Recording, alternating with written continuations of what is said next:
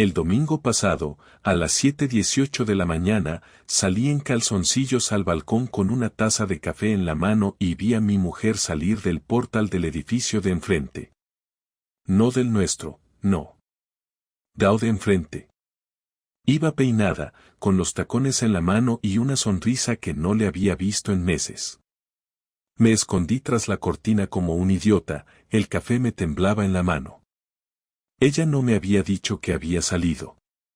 De hecho, se suponía que estaba dormida en la cama cuando me levanté. Tardé 5 minutos en entrar otra vez al piso, como si ese tiempo fuera a cambiar lo que acababa de ver. Cuando lo hice, ella ya estaba en la cocina, como si nada. Llevaba el pijama puesto. No tenía ni sentido. Ni siquiera me miró, solo preguntó si quería tostadas. Ahí supe que algo se había roto. No porque saliera de otro edificio. No por la ropa o por la sonrisa. Por la calma con la que mentía. Eso era lo que me jodía más. Que ni se esforzara en ocultarlo bien. Aquel fue el primer momento en que me planteé que mi mujer, Clara, estaba metida en algo. Y no en cualquier cosa. En algo que iba a destrozar todo lo que habíamos construido. Y sí, lo hizo. Mucho más rápido de lo que crees. No dije nada ese domingo, ni esa noche, ni el lunes. Me limité a observar. Cambié mi rutina sin avisarle. Empecé a levantarme más temprano, a hacerme el dormido cuando ella se metía a la cama tarde, a fingir que salía a trabajar para quedarme en la esquina de la calle, observando qué hacía y con quién hablaba. En el pasado, habría confiado en ella sin pensar, pero después de verla salir del portal como si volviera de una fiesta privada, algo dentro de mí se activó. No fue celos ni inseguridad, fue más parecido a la lógica, como si una parte de mi cerebro, esa que siempre ignoro por prudencia o por amor, se hubiera puesto en modo alerta. El jueves de esa misma semana, fingí que tenía una reunión fuera de casa. Me vestí como si realmente fuera a ver a un cliente y salí a las 8:15, dejando el portátil en la mesa como siempre. Bajé las escaleras, saludé al portero como si fuera cualquier día y me metí en el bar de la esquina. Desde ahí podía ver la puerta del portal. Me pedí un café con churros que ni siquiera probé, solo para tener algo delante y no parecer un loco. A las 9:30, Clara salió. Llevaba la misma ropa con la que había dormido. Caminaba rápido, sin mirar a nadie, sin responder el saludo del portero. En la parada del bus se encontró con alguien. Lo reconocí de inmediato. Ramón, su jefe de sección, casado, 2 hijas, y lo peor, con fama de baboso en el centro de salud. No se saludaron como 2 personas que trabajan juntas. Se acercaron despacio, se miraron un segundo y luego se besaron. No un beso cualquiera. Fue un beso largo, como si no importara que estuvieran a la vista de quien pasara por la calle. Yo estaba seguro de que ella no sabía que la estaba viendo, pero eso no hizo que doliera menos. Me quedé helado, sentado, mirando por la ventana como si el mundo acabara de girar al revés. El camarero me preguntó si quería algo más, ni le respondí. Ella no fue a trabajar ese día. Se subieron juntos a un coche gris que no era de él ni de ella, probablemente alquilado o de algún amigo. En ese momento no tuve la necesidad de seguirlos. No quería saber a dónde iban, no necesitaba pruebas de hotel ni fotos. Con ese beso me bastaba. Ese beso fue una bofetada. No porque fuera una traición física, sino por la confianza que mostraban, como si lo hubieran hecho muchas veces y no les importara. Como si ya supieran que tenían permiso para actuar así. Volví a casa caminando. Entré al piso y me senté en el sofá. Apagué el móvil, el ordenador, todo. Me quedé ahí mirando la tele apagada por más de 1 hora. Pensaba en 1000 cosas a la vez, pero ninguna tenía sentido. Me preguntaba si había señales que había ignorado. Si Clara me había estado engañando desde hace semanas, meses, si me había vuelto invisible en nuestra propia casa. Cuando volvió esa noche, supe que había estado con él. No por el perfume ni por la ropa. Era su cara.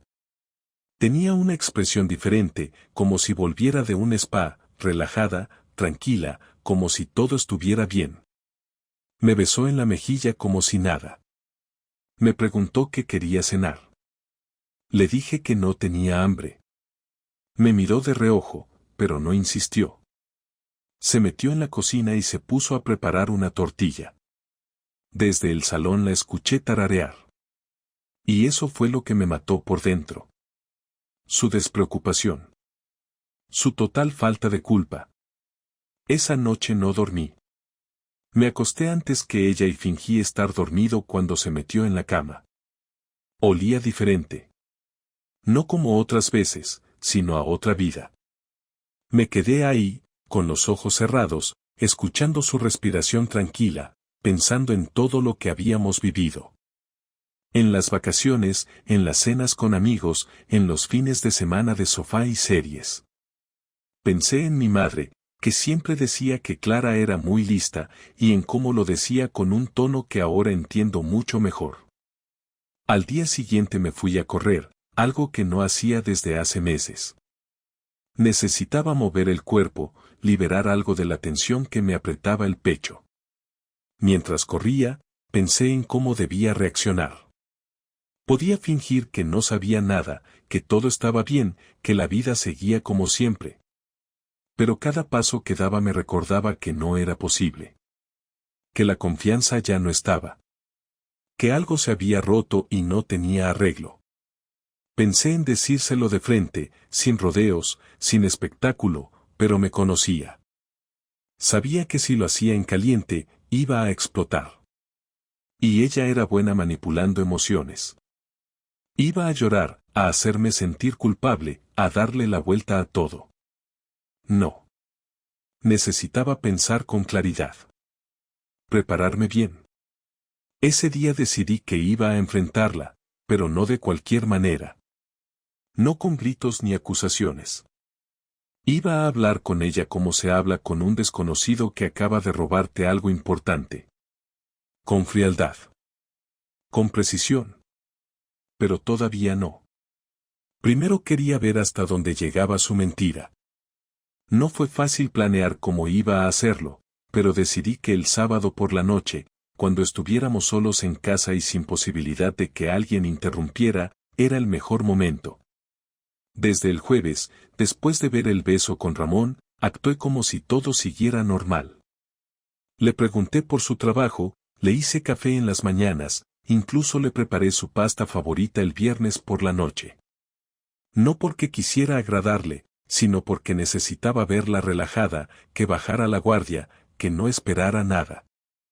No soy buen actor, pero durante esos 2 días lo fui lo suficiente como para que ella creyera que seguía siendo el marido que no sospechaba nada. El sábado llegó y ella estaba de buen humor. Se puso una camiseta mía, se pintó las uñas en el sofá mientras veía una serie de médicos en la tele y se reía como si la vida no escondiera nada bajo la alfombra. Yo me senté a su lado, la observé, le pregunté si quería cenar algo en particular. Dijo que no, que con unas tostadas le bastaba.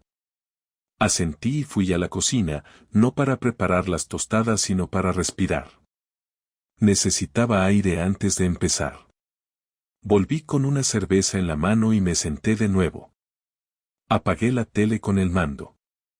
Ella se giró hacia mí sorprendida. ¿Qué pasa?, me preguntó. No respondí de inmediato. Me quedé mirándola unos segundos. Ella bajó la mirada y luego la volvió a subir, nerviosa. Entonces le dije, el jueves no fuiste a trabajar. Se quedó quieta. No dijo nada. No parpadeaba. No negó ni preguntó de qué hablaba. Solo me miró. Yo continué, estuviste con Ramón. Os vi. En la calle. Os besasteis. Luego os subisteis a un coche. Sus labios se entreabrieron, como si fuera a hablar, pero no salía nada. Solo respiraba rápido. Entonces levantó las manos, como si necesitara tiempo, como si pudiera pausar el momento para pensar una excusa.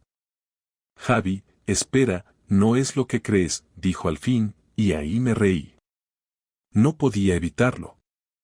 Me reí sin ganas, solo por la estupidez de la frase. Ah, no, ¿me vas a decir que fue un experimento médico o una despedida de soltero fallida? Ella negó con la cabeza, como si eso bastara para borrar todo. Luego se echó hacia atrás y cruzó los brazos, como si yo fuera el que la estaba atacando sin motivo. No es algo serio, dijo, con una voz temblorosa que no sonaba a culpa, sino a vergüenza de haber sido descubierta. Solo, me sentía sola últimamente. Y Ramón, bueno, me escuchaba, me entendía. La interrumpí, ¿te entendía con la lengua metida en la boca? Ella me miró con rabia, como si yo no tuviera derecho a usar ese tono. Tú también te alejaste, replicó, dejaste de interesarte, de preguntarme cómo estaba, de hacerme sentir especial. Me levanté de golpe, sin gritar pero con los puños apretados. ¿Y eso justifica follarte a tu jefe en un coche alquilado? Ella se levantó también. No me hables así, gritó, y esa fue la gota. Me acerqué a ella, sin tocarla, pero lo suficiente para que no tuviera opción de evitarme. Te estoy hablando como se habla a alguien que ha destrozado 13 años por una aventura de mierda, dije con la voz baja pero firme. Ella se puso a llorar, lágrimas que no me provocaron nada. Ni pena, ni lástima, ni compasión. Solo cansancio. Intentó acercarse, pero me aparté. ¿Desde cuándo?, le pregunté, y no respondió. Desde cuando estás con él, insistí. Entonces bajó la mirada y respondió, casi en un susurro, desde febrero. Me quedé en silencio unos segundos. Conté mentalmente cuántos meses llevaba mirándome a los ojos sin pestañear, sabiendo que había estado con otro. ¿Y qué más? ¿Solo besos y cochecitos?, pregunté con sarcasmo. No, admitió, nos hemos acostado. ¿Dónde?, pregunté sin temblar. En su casa. En un hotel. Una vez aquí cuando tú fuiste a Zaragoza a ver a tu hermano. Eso último me dolió como un cuchillo. Recordaba ese día. Le había traído unos dulces de su pueblo. Ella me los agradeció con un abrazo. Supuse que había estado viendo películas, cuando en realidad se había follado a otro en nuestra cama. Me senté de nuevo. Ella seguía de pie, llorando. No dije nada durante unos minutos.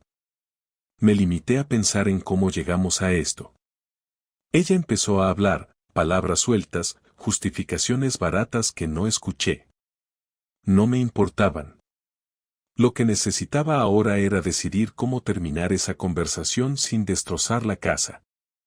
¿Sigues viéndolo?, pregunté. No, dijo, sin convicción. Después de ese jueves, decidí que no podía más. Claro, porque te pillé, le respondí. Ella se sentó frente a mí. Quiero arreglar esto, Javi. No quiero perder lo que tenemos. Tú ya lo perdiste, le dije sin levantar la voz. Tú lo perdiste cuando preferiste mentir, cuando hiciste que el desayuno del viernes pareciera una escena de pareja feliz mientras yo tenía en la cabeza tu lengua en la boca de ese imbécil. Nos quedamos callados un buen rato. Ella me miraba, esperando algo que no pensaba darle. No disculpas, no alivio, no consuelo. Cuando por fin se levantó y fue a la habitación, supe que esa noche ya no habría más palabras. Me quedé en el salón, con la televisión apagada, exactamente igual que el jueves, solo que esta vez no tenía ninguna duda. El engaño estaba encima de la mesa, frío y claro como un plato que nadie quiere tocar. La mañana siguiente me levanté antes que ella, desayuné en silencio y salí de casa sin decir una palabra. No me molesté en fingir que estaba bien ni en mirar atrás. Caminé sin rumbo al principio, pero terminé frente a la cafetería donde nos veíamos hace años cuando ella trabajaba en su antiguo centro de salud. Entré, pedí un café solo y me senté en la misma mesa donde la esperé muchas veces. La diferencia era que ahora ya no la estaba esperando. Estaba recordando, sí, pero no con nostalgia, sino con rabia. Recordaba sus mensajes cuando aún se preocupaba por saber si había comido, los pequeños detalles que creí significaban algo. Ahora todos esos gestos me parecían vacíos, ensayados, reciclados de alguna versión anterior que ya no existía. Decidí no decirle nada ese domingo, ni el lunes. Me limité a observarla con la frialdad de quien ya no espera respuestas sino oportunidades. Si me iba a vengar, no iba a ser con gritos ni con violencia, sino con estrategia. Me pasé la semana entera recopilando cada detalle útil, sin dejar rastro. Llamé a una amiga de mi primo que trabajaba en recursos humanos y le pedí asesoría sobre cómo recopilar pruebas en caso de divorcio por infidelidad. Luego me reuní con un abogado, sin decírselo a nadie. Le expliqué todo lo que sabía, lo que había visto, lo que había escuchado. Me recomendó no enfrentarme más con ella, que no eliminara su acceso a las cuentas ni cambiara nada de forma visible. Me dijo que lo mejor era que todo pareciera estable mientras él preparaba la estrategia legal para no perder nada que me perteneciera. Así lo hice. Clara no sospechaba nada. Seguía comportándose como una mujer arrepentida, amable, cariñosa de forma incómoda, como si no estuviera segura de cuál era el papel que debía interpretar. El viernes por la tarde recibí una llamada del abogado. Me pidió que pasara a firmar unos documentos. Aproveché y llevé conmigo todas las pruebas que había reunido, la dirección exacta del hotel donde se veían, las fechas en que ella me dijo que tenía guardias nocturnas y no era cierto, el extracto bancario de una tarjeta secundaria donde aparecía una reserva a nombre de ella que coincidía con los días en que yo estaba fuera. Todo estaba listo. Me explicó que en nuestro régimen matrimonial, si podía probar la infidelidad con fechas y pruebas claras, tenía posibilidades de quedarme con la casa, evitar pensión y limitarle el acceso a mis cuentas. Le dije que no quería arruinarla, solo quería que no se llevara ni un euro más de los que merecía. Me miró y dijo que eso se podía lograr. Regresé a casa más tranquilo, no por satisfacción sino por control. Estaba tomando las riendas y eso me bastaba. Esa noche cenamos como cualquier otro viernes. Ella hizo lentejas y puso vino en la mesa. Me preguntó si quería ver algo en Netflix. Le dije que estaba cansado y que me iba a dormir. La dejé sola en el salón, sonriendo como si todo fuera normal. Lo que ella no sabía era que esa cena era la última que íbamos a tener en esa casa como pareja. El sábado me levanté temprano, hice las maletas sin ruido, me llevé solo lo necesario. Le dejé una carta en la mesa, no muy larga, solo un resumen frío, que ya sabía todo, que tenía pruebas, que el abogado se pondría en contacto con ella el lunes y que no intentara buscarme porque no la iba a atender. Que su juego había terminado. Me fui a casa de mi hermana, que vive a 15 minutos en coche. Le expliqué lo justo, sin entrar en detalles. Me ofreció su sofá sin preguntas. Esa misma tarde, Clara me llamó más de 10 veces. No contesté. Me escribió mensajes que empezaron siendo calmados y luego se volvieron agresivos. El domingo a mediodía me escribió uno largo donde decía que no entendía cómo podía dejarla así, sin darle una oportunidad. Le respondí con una sola frase: ya tuviste tu oportunidad, varias veces. No escribió más ese día. El lunes a las 9 de la mañana, supe que el abogado le había enviado todo, incluidas las pruebas. A las 11 recibí una llamada de número desconocido. No contesté. Luego un mensaje: solo quiero hablar. No le respondí. La venganza no era verla sufrir, ni siquiera era que perdiera la casa o el respeto de su familia cuando se enteraran. Mi venganza era dejarla sin opción de manipular, sin posibilidad de llorar en mi hombro, sin la oportunidad de disfrazar el dolor de consecuencia. Quería que entendiera que su traición tenía un precio. Y que no era negociable. Pasé el resto de la semana trabajando desde el ordenador portátil en el salón de mi hermana. Por la noche, cuando ella se iba a dormir, salía a caminar sin rumbo. No pensaba en Clara como mujer. Pensaba en mí como hombre.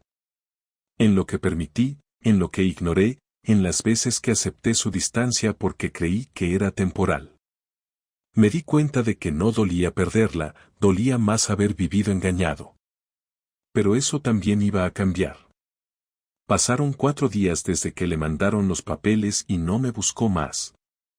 Ni un mensaje, ni una llamada, ni una visita.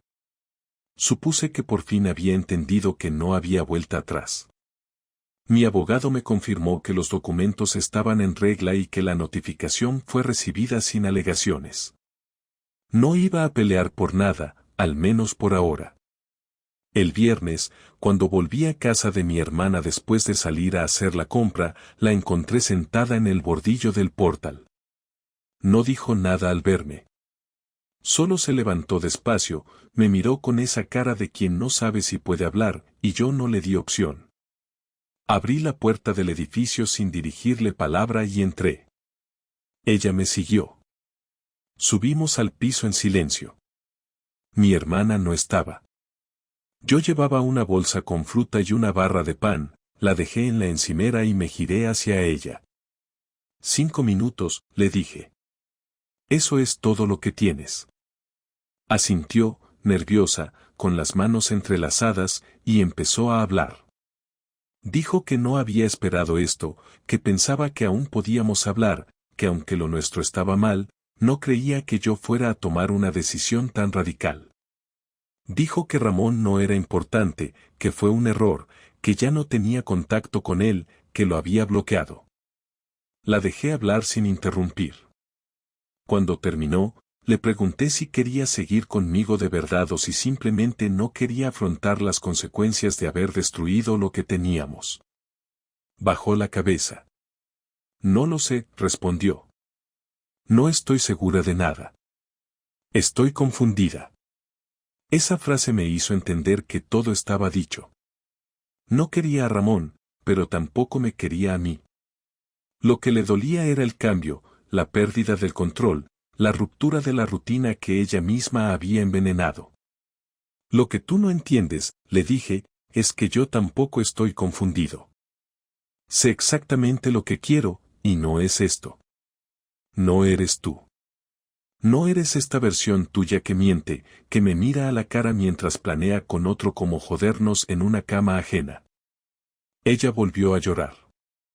Me dijo que no era justo que yo actuara como si fuera perfecta, como si nunca hubiera cometido errores. Me reí sin ganas. ¿Comparas una discusión, un mal gesto, una semana de silencio con acostarte con tu jefe en mi casa? No respondió. Se quedó quieta, como si estuviera esperando que yo le diera una salida. Pero no iba a dársela. No hay futuro para nosotros, continué. Ni uno donde somos amigos, ni uno donde lo intentamos, ni uno donde fingimos que esto fue solo una crisis. Esto fue una traición. Larga, planeada y sostenida.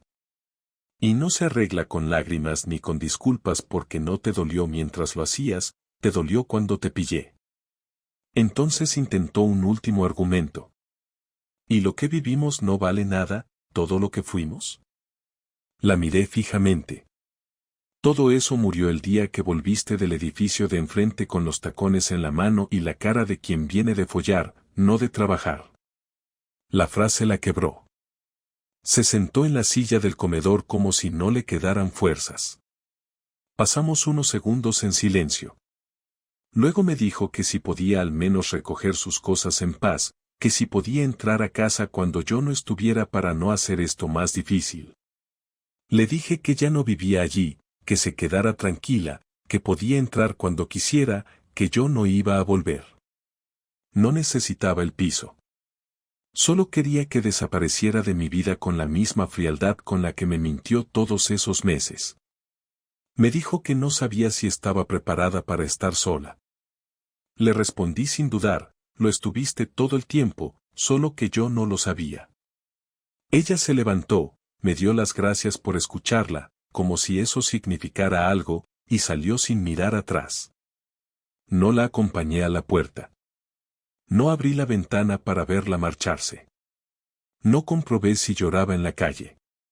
No me importaba. Su historia conmigo había terminado. Y ya no tenía espacio en la nueva que estaba empezando. Ese mismo día borré sus fotos, saqué su ropa de mi mochila y la dejé en una bolsa para que mi hermana se la entregara. No respondí más a sus mensajes. El abogado me llamó 2 días después para decirme que ella aceptaba los términos y no iba a poner oposición. Que no pedía pensión, ni parte de las cuentas, ni siquiera la custodia del gato, aunque nunca lo quisimos. Me limité a decir que adelante.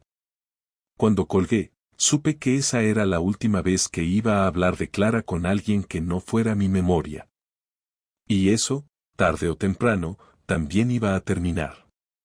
Cuando firmé los papeles, no sentí alivio, ni tristeza, ni rabia. Solo una especie de calma que no había tenido en semanas. Había terminado todo lo que debía hacer, había dicho lo que tenía que decir, había tomado decisiones que ya no necesitaban revisión ni arrepentimiento. Clara ya no era parte de mi presente, y aunque lo fuera de mi pasado, había decidido que no tendría espacio en mi futuro.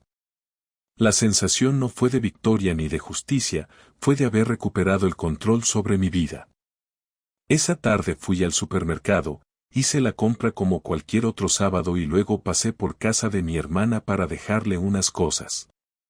Me preguntó si estaba bien, le dije que sí, que solo necesitaba un poco de silencio, y me fui a dar una vuelta sin destino.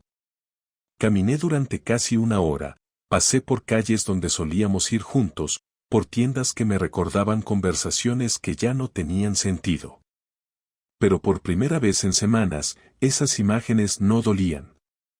Estaban ahí, sí, pero ya no pesaban. Durante los días siguientes me dediqué a limpiar todo lo que me quedaba de Clara. No físicamente, porque ya no había nada material que me importara, sino mentalmente. Cada vez que una situación me llevaba a ella, cortaba el pensamiento, lo frenaba de forma consciente. Me obligué a cambiar las rutinas. Cambié el camino al trabajo, el horario en que salía a correr, incluso la música que escuchaba en el coche. No porque necesitara huir, sino porque no quería seguir alimentando hábitos construidos con una persona que me traicionó sin pestañear. Algunas noches eran más complicadas. Me encontraba revisando mentalmente momentos concretos, gestos, frases, buscando señales que pudieran haberme alertado. Pero al final me di cuenta de que esa búsqueda no servía para nada. No iba a cambiar lo que pasó, ni iba a prevenirlo en el futuro. Lo único que podía hacer era aceptar que me tocó vivirlo, y que lo enfrenté con dignidad, sin dejar que me destruyera. Un viernes por la tarde, unas semanas después, me encontré con Ramón en una cafetería del centro. Estaba con otro grupo de gente, riéndose como si no hubiera hecho nada. Me vio, me reconoció, bajó la mirada y se giró. No me acerqué, no le dije nada. No lo necesitaba. Él ya sabía lo que había hecho, y aunque quizá no le importara, yo no necesitaba nada de él.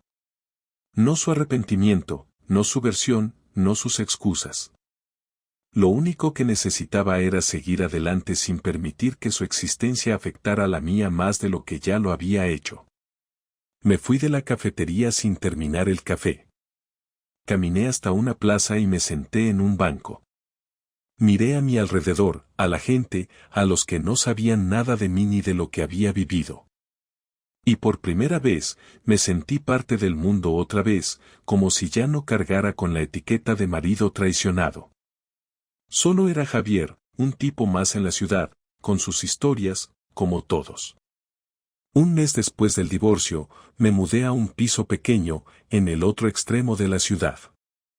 Lo alquilé sin grandes planes, solo quería un lugar nuevo, donde nada me recordara a nadie. Lo amueblé poco a poco, sin prisa. Compré una cama buena, un escritorio cómodo y una cafetera decente. No necesitaba más. Empecé a cocinar para mí, no por necesidad, sino por decisión. Me acostumbré al silencio, a dormir solo, a no dar explicaciones. Descubrí que la soledad, cuando es elegida, no pesa. Incluso aprendí a disfrutarla. Dejé de revisar sus redes sociales. Borré los correos antiguos, vacié la carpeta de fotos compartidas, eliminé su número. Fue un proceso lento, no porque costara hacerlo técnicamente, sino porque significaba aceptar que lo nuestro no tenía nada que rescatar. Cuando mis amigos se enteraron, algunos me buscaron para invitarme a salir, a distraerme. Les agradecí, fui a un par de cenas, tomé algunas cervezas, pero no necesitaba distracciones. Lo que necesitaba era entender que ya no tenía que demostrar nada. No era un fracaso, no era una víctima, no era un mártir. Era un hombre que fue engañado y que decidió ponerle fin sin dramatismo, sin venganza emocional, sin arrastrarse. Solo con hechos. Una tarde, uno de ellos me preguntó si no sentía que había sido demasiado frío al terminarlo todo de golpe. Le respondí que no. Que cuando una persona te traiciona durante meses y lo oculta con naturalidad, la única respuesta posible es cerrar la puerta sin dejarla entornada. No porque uno no tenga corazón, sino porque uno tiene respeto por sí mismo. Hoy no sé si Clara sigue con él, ni me importa. No sé si se arrepiente, si habla de mí, si intenta justificarse ante sus amigos. Tampoco me interesa. No construyo una nueva vida pensando en ella, ni en lo que dirá de mí. Solo sé que estoy mejor sin ella. Que cada día que pasa me siento más libre. Y que si algo aprendí de todo esto, es que no hay que tener miedo de perder a alguien que está dispuesto a perderte sin pestañear. Ahora vivo tranquilo, sin teatro, sin doble vida. Y con eso me basta. Porque lo único que quiero de ahora en adelante es algo simple, vivir sin que nadie me mienta en la cara mientras sonríe. Y eso, después de todo, no es pedir demasiado.